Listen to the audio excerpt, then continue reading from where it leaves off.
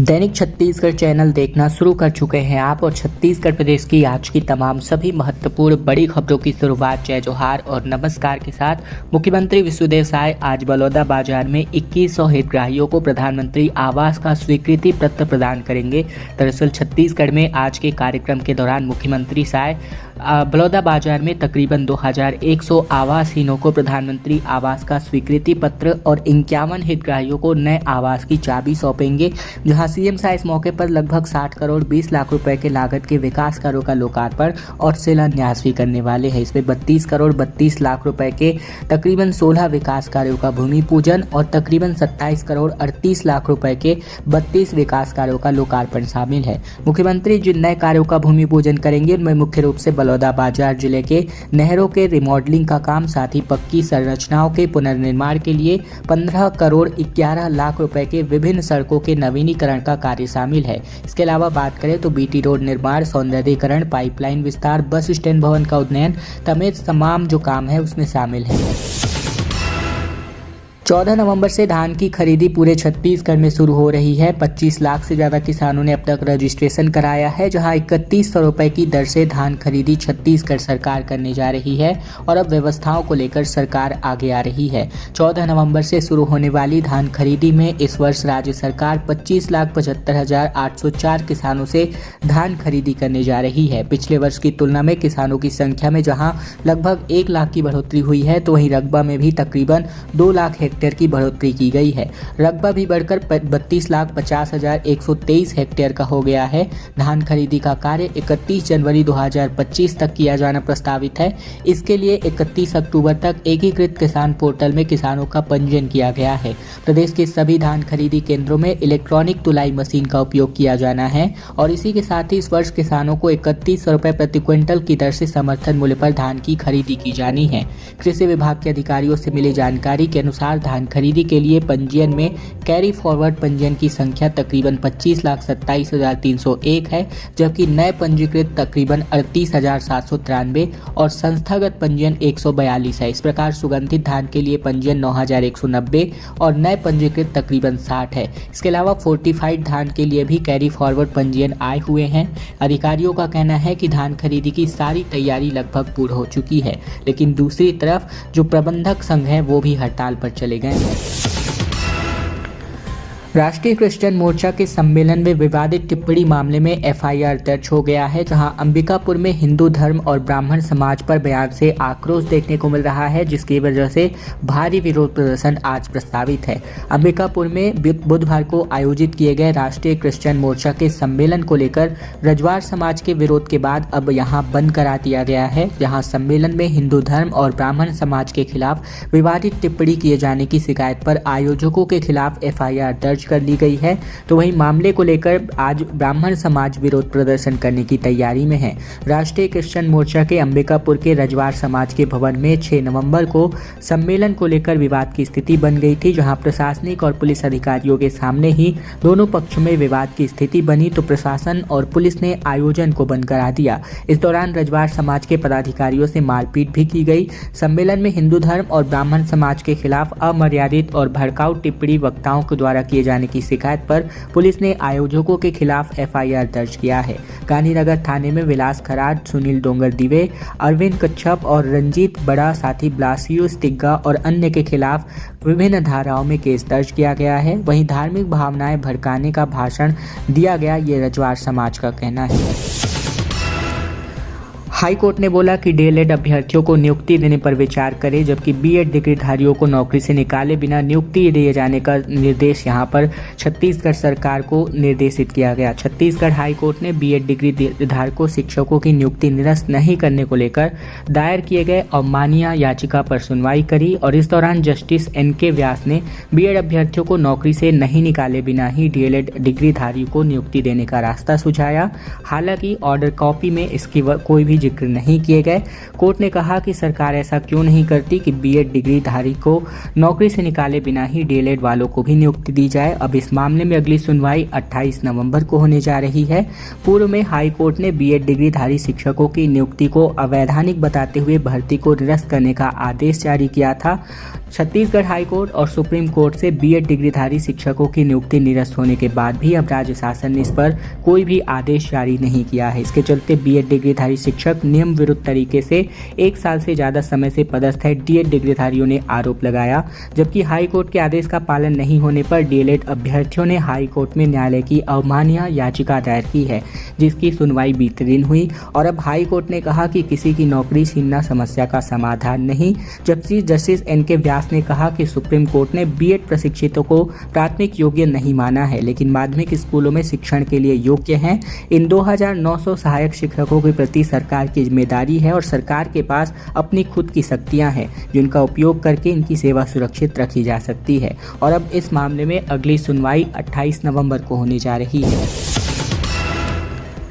छत्तीसगढ़ में बस्तर ओलंपिक की शुरुआत हो चुकी है, जहां दांव पेच इसके शुरू हो चुके हैं। खिलाड़ियों ने हुंकार भरी, जिसका वीडियो सोशल मीडिया पर भी आया है। छत्तीसगढ़ के कोंडागांव जिले में बस्तर ओलंपिक खेल स्पर्धा की शुरुआत बीते दिन से स्थानीय विकास नगर स्टेडियम में विधायक लता उसेंडी व जिला पंचायत अध्यक्ष देवचंद मतलाम ने किया। इस ब्लॉक स्तरीय स्पर्धा के लिए 9400 से ज्यादा खिलाड़ियों ने अपना रजिस्ट्रेशन विभिन्न खेलों के लिए करवाया हुआ है। सप्ताह पर चलने वाले इस स्पर्धा में पारंपरिक खेलों के साथ ही खेलों का आयोजन होगा। विधायक उसेंडी ने कहा कि खेल में हार जीत होती रहती है, इसीलिए खेल में शामिल होने वालों का सम्मान होता है, क्योंकि मैदान में उतरना एक बड़ी बात होती है। ज्ञात हो कि ब्लॉक के बाद जिला स्तर और संभाग स्तर की स्पर्धा होनी है और इस मौके पर collector Kunal Dudawat, SP Y Akshay Kumar, नगर पालिका अध्यक्ष वर्षा यादव समेत तमाम अधिकारी मौजूद रहे।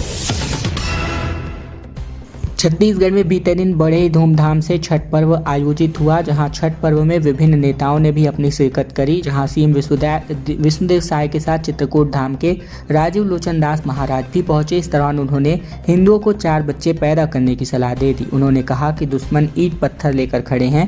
सनातन धर्म में पैदा हुए बच्चों की रक्षा करने की जिम्मेदारी छठी माई की होती है। 4 दिनों तक चलने वाले छठ पर्व के तीसरे दिन व्रती महिलाओं ने डूबते सूर्य को अर्घ्य दिया और छत्तीसगढ़ के रायपुर, बिलासपुर, दुर्ग, सरगुजा, राजनांदगांव समेत कई जिलों में छठ घाटों पर श्रद्धालुओं का जनसैलाब उमड़ा।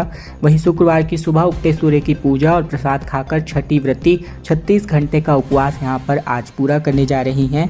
राजीव लोचन दास महाराज ने रायपुर के महादेव घाट में कहा कि भगवान सूर्य की बहन है छठी माई, महादेव की पुत्र वधू का नाम है छठी माई और भगवान शंकर और पार्वती के बड़े बेटे भगवान।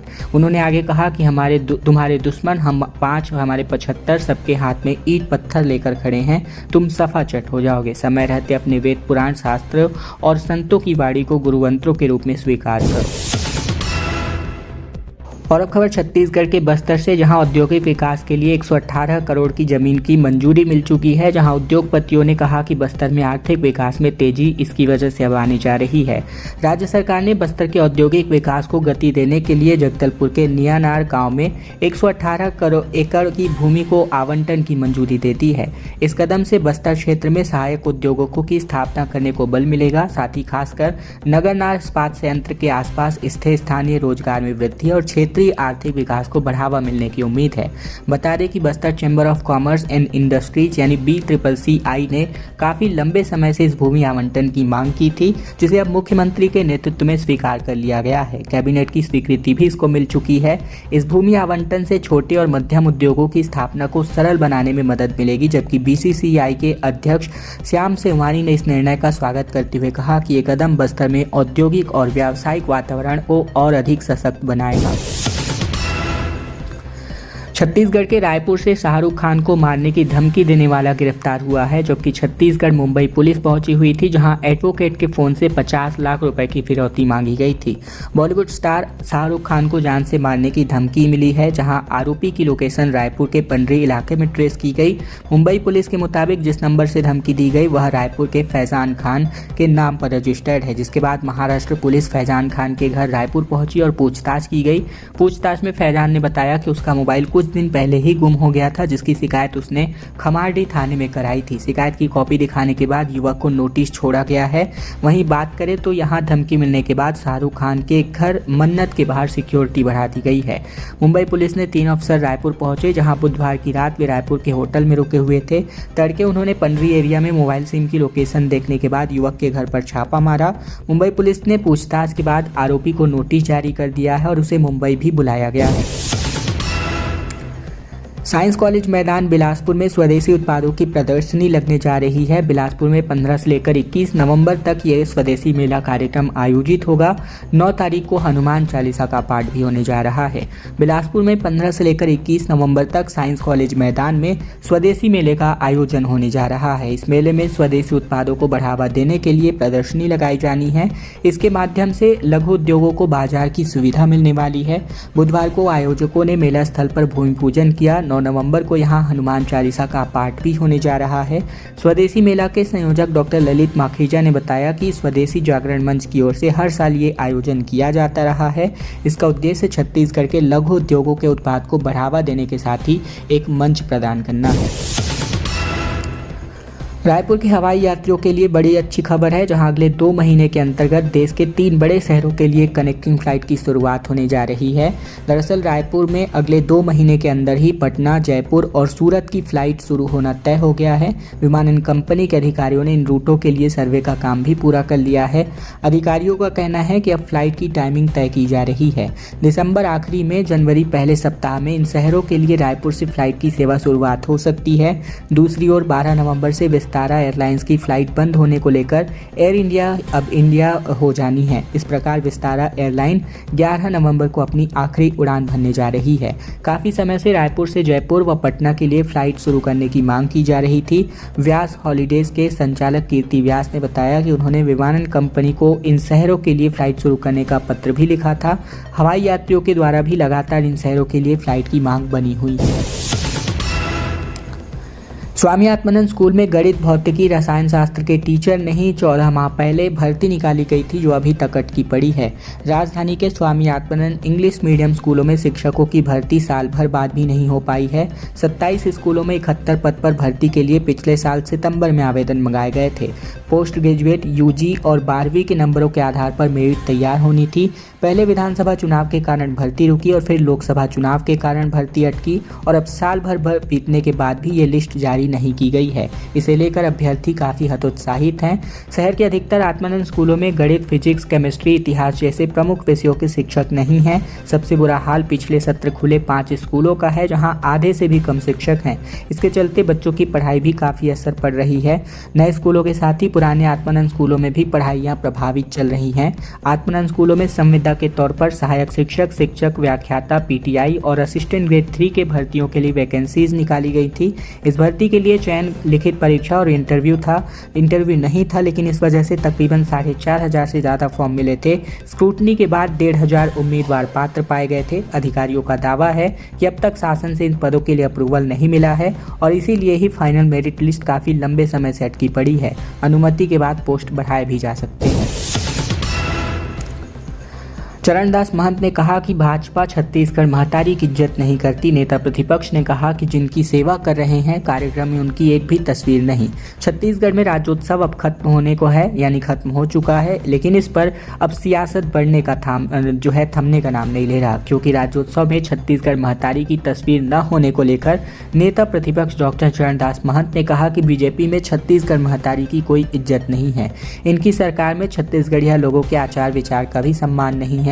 महंत ने कहा कि सरकार में रहकर हम सभी छत्तीसगढ़ महतारी की सेवा करते हैं, न कि संस्कृति, न हमारे परंपरा।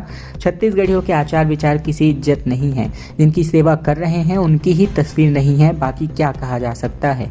चुनाव के दौरान धार्मिक बाबाओं और संतों का छत्तीसगढ़ दौरा को लेकर महंत ने कहा कि धार्मिक एजेंडे पर काम नहीं करना चाहिए। हमारा लोकतंत्र है, संविधान है, उन्हें लोकतंत्र, भाईचारा और एकता के नाम से वोट मांगना चाहिए, तब सही चुनाव कहा जाए। अगली खबर भिलाई से, जहां भाजपा विधायक रिकेश सेन का एक वीडियो वायरल हो रहा है, जिसमें वह एक युवक की गर्दन पकड़कर उसको धमकी देते हुए दिखाई दे सकते हैं। वीडियो भिलाई में विधायक के कार्यालय के पास का है। पूरा मामला नामकरण को लेकर मचे बवाल का है, जहां विधायक रिकेश सेन ने बिना सोचे समझे अति उत्साह में कुरूद गांव स्थित नकटा तालाब का नामकरण बिहार की लोक गायिका शारदा सिन्हा के नाम पर करने की घोषणा कर दी। इस ऐलान के बाद पूरे छत्तीसगढ़ से विधायक के खिलाफ विरोध के स्वर उठने लगे, जहाँ गाँव के लोगों ने भी इसका जमकर विरोध किया। बड़ी संख्या में विरोध जताते हुए ग्रामीण विधायक के कार्यालय पहुंच गए और घेराव कर दिया गया। ग्रामीणों ने विधायक को जमकर खरी खोटी सुनाई और कहा कि जिस तालाब का पंथी के महानायक रहे स्वर्गीय देवदास बंजारे के नाम उसे बदलकर गायिका शारदा सिन्हा के नाम पर करने की घोषणा क्यों की गई। विधायक रिकेश सेन मामले में पूरी तरह फंस गए और उसकी गाँव वालों के साथ तीखी बहस होने लग गई। इस दौरान उन्होंने एक युवक की गर्दन भी पकड़ ली और इस मामले का वीडियो भी सोशल मीडिया पर अब जमकर वायरल हो गया है। साथ ही इसको लेकर अब पक्ष विपक्ष में लगातार तीखे बहस और तीखी नोकझोंक का सामना भी विधायक रिकेश सेन को करना पड़ रहा है। अनिश्चितकालीन हड़ताल पर लेम्स प्रबंधक जो है चले गए हैं, जिसकी वजह से अब धान खरीदी का बहिष्कार करने को लेकर लगातार खबरें निकल कर आ रही हैं। छत्तीसगढ़ के सहकारिता विभाग के लेम्स प्रबंधकों ने सरकार के खिलाफ मोर्चा खोल दिया है। अनिश्चितकालीन हड़ताल पर चले गए हैं। अपनी 3 सूत्री मांगों को लेकर कर्मचारियों ने आगामी में होने वाले धान खरीदी का भी बहिष्कार करने का ऐलान किया है। संभाग में 329 उपार्जन केंद्रों में से 1500 धान खरीदी प्रभारियों ने सरकार के सामने अपनी मांग रखी है। सभी कर्मचारी कृषि उपज मंडी में हड़ताल पर बैठ गए हैं। समिति के अधिकारी और कर्मचारियों ने मीडिया से चर्चा के दौरान बताया कि एमपी की तरह छत्तीसगढ़ में भी अनुदान राशि 3 लाख दिया जाना चाहिए। 2018 के वेतन विसंगति में परिवर्तन करने, धान खरीदी के दौरान सूक्ति पर भी छूट दिए जाने समेत अपनी तमाम मांगों को लेकर ये अब अनिश्चितकालीन हड़ताल पर बैठ गए हैं और अब देखना ये होगा कि धान खरीदी पर इनका क्या असर पड़ता है।